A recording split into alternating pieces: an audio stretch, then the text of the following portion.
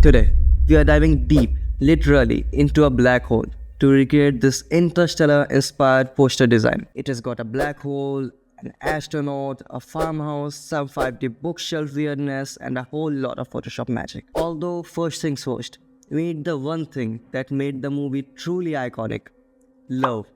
Just kidding. I meant the black hole. To start with the black hole, we obviously need a dark background because this is happening in space at night. I went with a dark background and then I thought, how about we take the library from the almost end scene of the movie? You know, the one with all the fifth dimensional tesseract bookshelf stuffs, and actually place it inside the black hole. Crazy? Maybe. Cool? Definitely. Okay. I masked it out and tried to blend it right into the center of the black hole. Now here's the thing. It's space. How can there be a sky and no stars? That's like putting Batman in Gotham with no crime. It just doesn't work. So I added stars across the sky to bring the whole environment to life. Did you know that in real life, black holes don't actually look like what we see in movies? The black hole in Interstellar, Gargantua, was created using real equations by physicist Kip Thorne and rendered over 100 hours per frame. And it was so accurate it actually helped publish a scientific paper. Now that's what I call a collab. The colors of the library didn't really match the vibe of the black hole though, so I used my favorite adjustment layer. Now comes the scene of the house. After adjusting the lighting and matching the colors, it was time to just cut it out and bring it in. And here's the thing, where it starts feeling emotional. The farmhouse in the movie, it's more than a location, it's like a character. Fun trivia, Christopher Nolan built the entire farmhouse in Alberta, Canada, just so he could blow it up later. Peak directorship. Okay, so after positioning it, I adjusted the lighting again. Now we need a good amount of highlights from the black hole. I mean, technically it shouldn't be emitting like a sun, but hey, it's art, not some astrophysics, so I added some lighting anyway. And I think they actually look better as yellow highlights. They contrast well with blue and deep space tones. And after highlights, of course, here comes the shadows.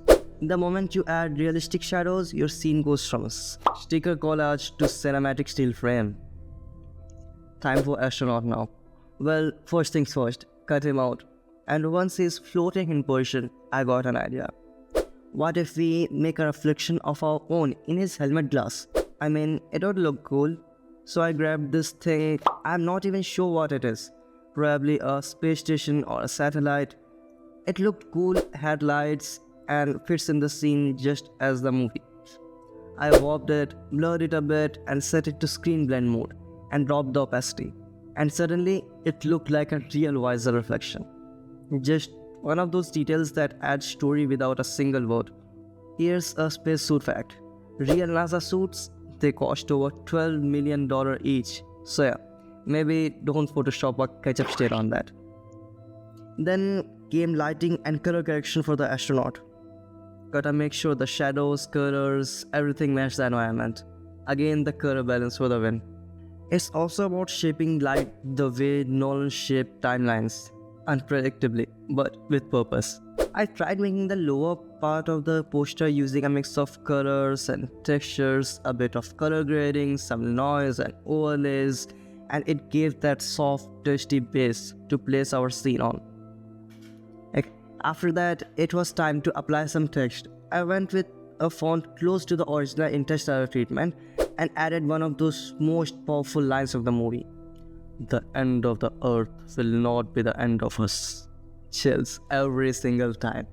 Then, I wrapped everything up in camera raw filter and she got this. A poster inspired by Interstellar, recreated from scratch in Photoshop by me.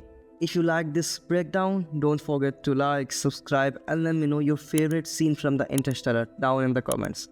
Or maybe drop a space fact of your own. I'm always down to geek out. Thanks for watching, and remember, Photoshop may not bend time and gravity, but with a few layers and some creativity, you make it feel like it does.